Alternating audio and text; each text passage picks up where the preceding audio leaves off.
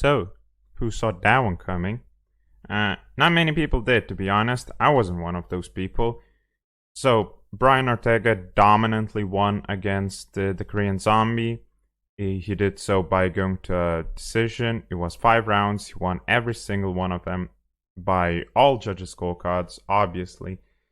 To be honest, I don't think a single second was won by Korean Zombie, which was weird, which was sad, and yeah, I definitely favored Young because we had reason to believe that Ortega, if he returned as good as he was against Max Holloway, he was probably going to lose.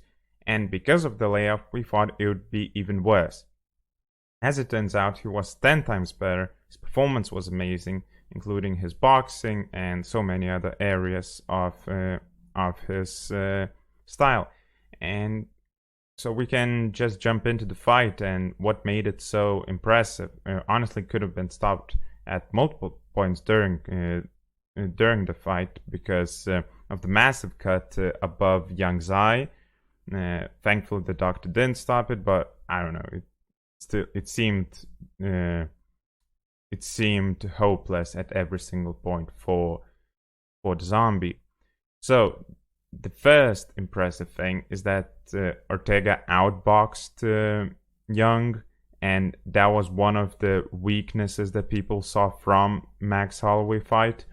Like when people saw that Max had to literally be teaching him how to box in the middle of the fight, then people realized, okay, maybe Ortega isn't as well-rounded as we thought he was.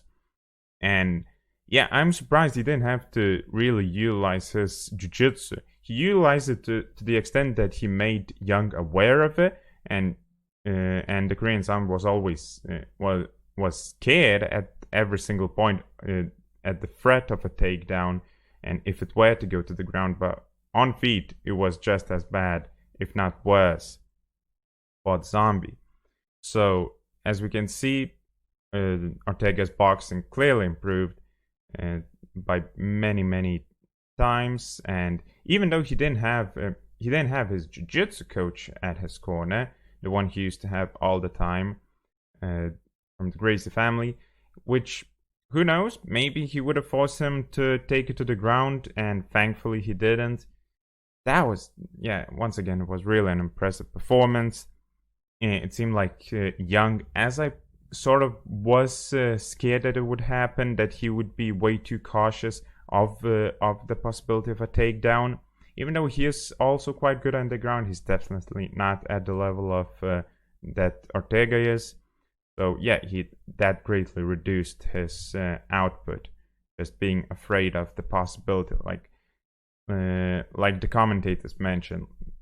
Ortega was threatening him with everything, with takedowns, with striking, with fakes, constantly touching his knee, thinking of making, like, overloading Zombie's brain. And the last point I want to mention is how much impact the fans, or lack thereof, had on the fight. It's hard to tell, but it's obvious that there was a massive difference from the way the Zombie fought and even the way Ortega fought. Now, you could say that Zombie didn't improve his skills too much while Ortega did. That's why the fight went the way it did. But I also think that the fact that they were fighting in an empty arena, which neither of them have ever done prior to this fight for a very long time, made it this much different, because Zombie does thrive on the energy in the arena, and he couldn't capitalize on that energy because there was none. And Ortega, who knows, he is a pretty self-centered guy. Maybe there's a reason why he did so well, and he did way worse when there were fans fighting. Maybe they were just distractions for him. Who knows? He does seem that type of guy. Maybe he was just shaving his head. Maybe that's why he won the fight. But he did it in a really impressive performance. Never had to take it to the ground, which was truly tremendous. And yeah, I have no idea where Korean Zombie goes from here. Pretty sure Ortega has a really good claim to the title. So if Alex says he wants to fight him, then I don't see any other fight that the fans would want to see more. So now let's go to the second part of this video, which let's go back to Khabib versus Gaethje for one more time. Pretty sure this is going to be the last time I'm talking about this fight, and I am hyped. I am as hyped as one could be. I'm surprised more people aren't talking about this fight. They aren't doing too much media. Perhaps that's why there's no cool moments, them two talking or whatever. But yeah, people are excited in certain regions of the world, but I feel like American fans especially aren't. Not all fans. I guess all fans are, but just the average watcher isn't aware or isn't for some reason interested in the fight. So the thing is, at first I really favored Gaethje, and I had reason to do so. Then I said it was a toss-up, and then I said it was basically a coin flip as to which one of these guys is going to win. And now I'm quite confident that it's 90% in Khabib's favor. 9% that Khabib is going to win it. And I'm pretty sure he's gonna do so fairly easily.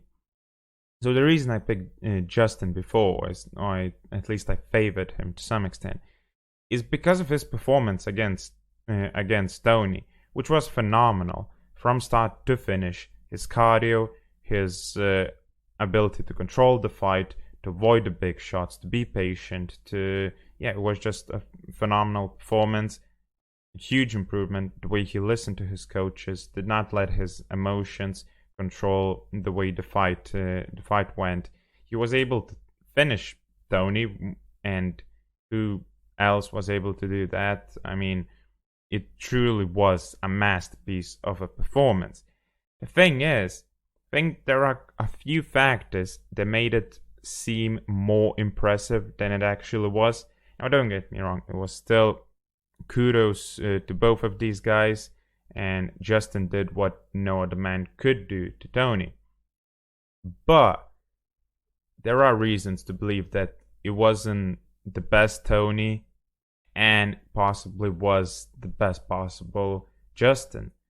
So, firstly, Ferguson was expecting a wrestler. There's no other way of seeing it. He thought he was going to be defending takedowns once taken down, fighting from his back, looking for submissions, and it ended up being completely different fight.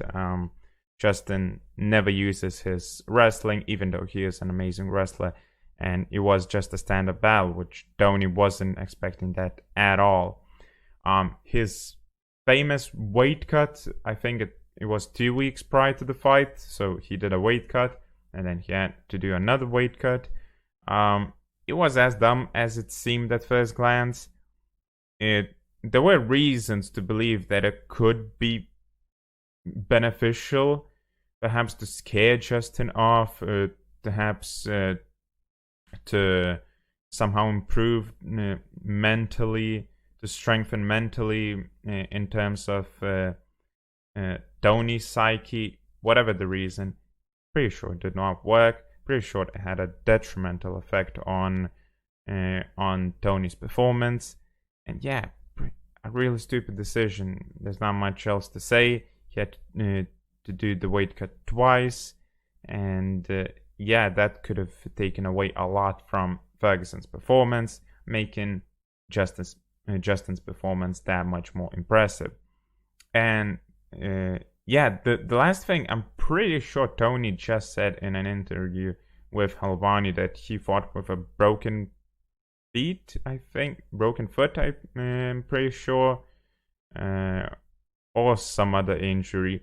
Now, if any other fighter was to make that claim, I would brush it off most of the time, unless I had reason not to.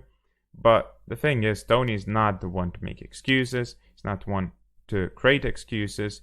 If he did fight with a broken foot, then kudos to him for almost finishing the fight, and not looking like like he had a chip on his shoulder, and yeah, that could be another reason why Gaethje's performance looked so impressive. So now all of these things may just sound like excuses that a losing fighter would make, but as I said, Tony's not that kind of fighter, and when you pick one of these things, perhaps they shouldn't have made a difference, but when you combine all of these, they really make you question whether Justin's performance was as impressive as you thought at the night of the fight. So I don't know if this changes your mindset. It certainly did change mine when I heard Tony speak about his previous fights, and because all of my predictions either that it's going to be a 50-50 fight, either that Gaethje is going to win, all of it is based, for me and for most folks, based on the previous Justin's fight. Khabib hasn't improved his game too much. I mean, his striking did improve a bit, but we saw a massive improvement from Justin's camp, and it's clear that there are other factors, that he is listening to his coaches more, than he's not being as emotional. But perhaps it was just really a subpar Tony Ferguson that night. So perhaps that win over Al-Kakui shouldn't be taken as seriously. Maybe I'm just overthinking it. I'm just, trying to analyze this fight from every possible angle. I'm curious to see what you guys think in the comment section down below. What did you think of the UFC Fight Island 6 event? Obviously, it was truly impressive, as most people thought it would be, but I doubt that you thought that Ortega is going to win, at least as impressively as he did. So let me know all your thoughts in the comment section down below. Also, do you think passing of Khabib's dad will have a substantial impact on the fight? Now, will that favor Khabib? Will that somehow favor Justin? Will it be a more emotional fight for either of these fighters? Just let me know all your thoughts about the fight down below. I'll see you later. Till next time, folks.